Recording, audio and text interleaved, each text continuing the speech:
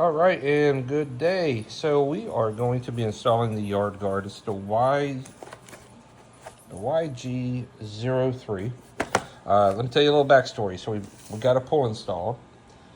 We were told that these would pass code for door alarms, and they don't. The county came and said absolutely not. These are UL 4200As, and they have to be UL 2017. So these you can just not even try. A little bit more expensive. These are about $20-something a piece. But the code guy, I pulled it up on Amazon. He said yes, these would work. So we're gonna install them. We've got the next county inspection today, so we'll see how that plays out. But I've already put a couple up, so I'm gonna go through what's in here, and then we're gonna install one together. So you've got the instruction manual.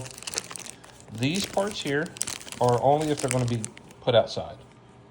They're a waterproof thing for the battery compartment, which we're not going to need, so we're going to set those aside. And here, a lot more parts. Depends if you're going to put them onto a wooden fence, if you're going to put them on a metal fence, if you're going to put them on an inside door or whatever. These are the parts for that. And then you've got the main contact unit here. So this one here is your bypass button. It's got a testing switch. This is for, so if you think about this, there's two sides of the door. You've got the door, I'll call it the interior side of the door, and then the exterior. So on the interior side, this and this will be on the interior. This will get put on the exterior side, and this is to allow you to push the button from the outside and come in the door without the alarm going off. And then in here, the only other thing I'm going to need is this part here, and then it has the stickers on it. So I'll get this set up, and then I'll be right back. All right, so all I did was I flipped everything over, and I put the 4 stickers on. So a sticker here, sticker to the contact, to the other contact, and then to the bypass switch. All right, so super easy. Only thing I did was I peeled the back side of the stickers off. So you're going to put this up. It's going to be at least 54 inches. So I'm 69 inches tall. That's about where I put it. So the button, it's about 5'9". It's only going to be 54 inches, so it's plenty high enough. And in here, so if you notice, I've got this. There's a big gap. You know, it's at least a half-inch gap there between the two. This actually works. I like this. Those other ones that I showed in the previous video, it wouldn't work like this. It was a big pain. So if you line up this dot with that dot, it's kind of hard to see, but there you go. They're lined up. It should work fine. And then all you got to do is same thing. That's got to be 54 inches up, which it is. So now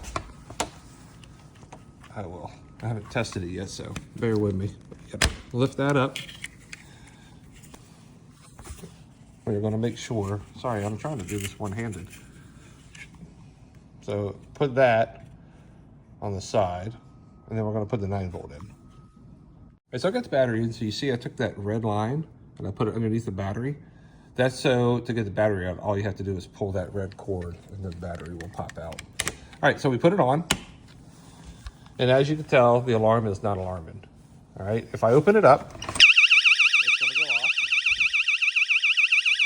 you have to reset it. All right, it's supposed to blare, I think, 30 seconds.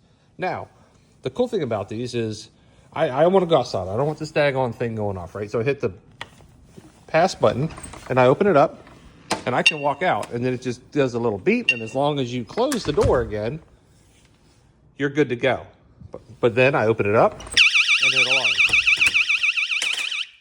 And it alarms. And I just break this up. All right, so anyway, that's how they work.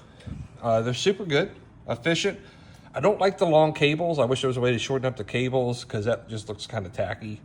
I probably can zip tie them to make it look a little nicer, or find a way to make those nicer, which I will, just because it looks a little tacky.